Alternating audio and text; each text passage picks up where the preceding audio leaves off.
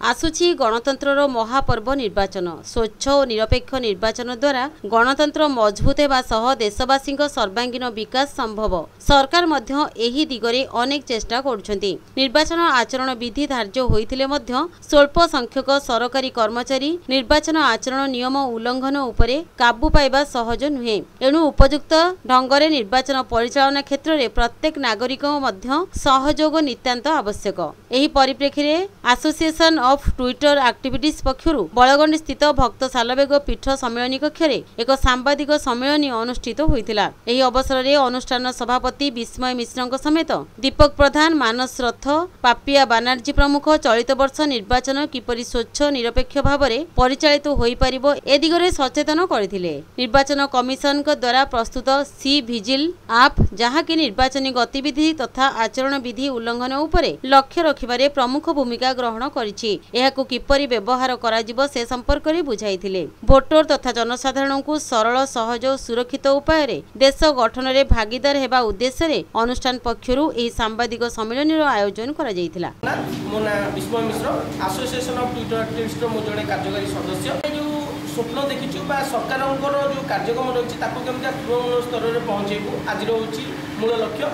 आपण देखुथिबे वर्तमान मुख्य निर्वाचन कमिशनर जो सी विजिल आप वर्तमान उन्मोचन होती। सी विजिल आप द्वारा प्रत्येक सचेतन नागरिक इलेक्शन जो रणनीति अच्छी इलेक्शन रे जो दुर्नीति वर्तमान चलती केमती रोक स्वच्छ निरपेक्ष निर्वाचन भारत वर्ष में वर्तमान मुख्य निर्वाचन कमिशनर वर्तमान समस्त वार्ता देइछन्ती। तो सही वार्ता को आम जड़े सचेतन नागरिक हिसाब से आम आपण माध्यम चाहूँ प्रत्येक जगार यार प्रचार प्रसार हो। जो सी विजिल आप माध्यम आप मात्र 100 मिनिट भितर समस्या समाधान कर देखुं किसी पोस्टर अच्छी जार मुख्य हूँ कौन जगार जदि आम देखुचे लोक टैक्स पैसा विभिन्न योजना जदि निजर प्रतिछवि लगे निजर प्रचार प्रसार कर दल ताकू तुरंत लिभा लोक को प्रभावित कर तेणु लोक को जो प्रभावित कर विभिन्न होर्डिंग्स बड़ बड़ लगुच रोक सबुठ बड़ कथा हूँ जो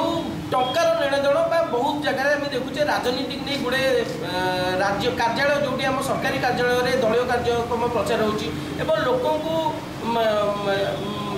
विभिन्न माने भरोसा देकी आम लोक को सचेतन करे जे वर्तमान जमी कथार वर्तमान राज्य सरकार बर्तमान गोटे प्रत्येक गाड़ी में बुलूची चाषी हुड़िले बरसे भोटर उड़िले 5 वर्ष प्रकृत में आज्ञा आमको यही थरक जड़े सचल भोटर मतदाता हाँ पड़ो आम भोटा को आम निश्चित भाव में जड़े सचल लोक देवा कहीं यही थरक जदि निजे बुझी विचारी न भोट देवा ताले 5 वर्ष जाए एमती आम दुर्नीतिर शिकार होता। तेणु आउ जहाँ आपण मैंने जानते सी विजिल मध्यम जहाँ आम सब आगू आगे पुरी जिलार बर्तमान आम पापिया बानर्जी से विषय एसोसिएशन ऑफ ट्विटर एक्टिविस्ट जन सदस्य। एसोसिएशन ऑफ ट्विटर एक्टिविस्ट मूल लक्ष्य हूँ bridge between rule and association Twitter activist या विषय में समाज उन्नतिमूलक बहुत कार्य पूर्व कर सारी जोटि आपण मानकर गणमाध्यम लोकलोचन को आसी पार्टी। आज निर्वाचन उपर आम एक प्रेस मीट रखीचु। तो आम चाहूँ गोटे निरपेक्ष स्वच्छ निर्वाचन कर जहाँद्वारा कि देशवासी तथा देशर उन्नति संभव हो पार। भाई जो प्रकार कहले कि निरपेक्ष स्वच्छ निर्वाचन हो पार केवल जो आम मैंने जागृत हो आम मैंने आम भोट को बिक्री करदेवानी सो इच्छा मतदान आम चाहूँ सी विजिल ऐप जो निर्वाचन कमिशनर प्रस्तुत कर ऐप को व्यवहार करवा आपण मध्यम लोकलोचन को आसू अधिक अधिक लोक जानतु ये ऐप को किपर व्यवहार करेंगे और स्व इच्छा मतदान करूँ विजिल ऐप आम किपर प्रस्तुत करवा किपर व्यवहार करवा